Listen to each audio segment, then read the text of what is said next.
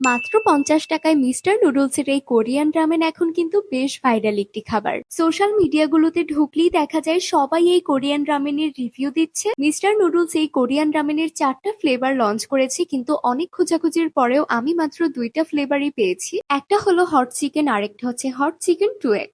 Normally আমরা যেভাবে ramen বানাই ঠিক সেভাবেই রামেনের নুডলসটাকে প্রথমে সেদ্ধ করে নিয়েছি, আর ২টা নুডলসের মধ্যে একদম সেম সিজনিং দেয়া ছিল। এই সসটা ছিল একদমই বুলডাকের কপি, কিন্তু স্পাইস লেভেল বুলডাকের থেকে একটু কম। বাট হট চিকেনের থেকে 2x এর স্পাইস লেভেল একটু বেশি মনে হয়েছে। টপিংস হিসেবে এখানে আমি ডিম, সসেজ আর চিজ দিয়েছি। তোমরা তোমাদের ইচ্ছা মতো যে কোনো টপিংস এখানে ইউজ করতে পারো। চিজ দিলে রামেনের ব্রথটা একটু ক্রিমি হয়, যেটা আমার কাছে পার্সোনালি ভালোই লাগে। তোমরা চাইলে স্কিপও করতে পারো। সব শেষে উপরে একটু কাঁচামরিচ আর নুডলসের প্যাকেটে থাকা সিসিমি সিড দিলেই রেডি হয়ে যাবে মিস্টার নুডলসের কোরিয়ান রামেন। টেস্টের কথা বলতে গেলে মাত্র ৫০ টাকার রামেন হিসেবে এটার টেস্ট একদম ১০-এ ১০। আর বাকি ২টা ফ্লেভারের রিভিউ চাইলে কমেন্টে অবশ্যই জানিও।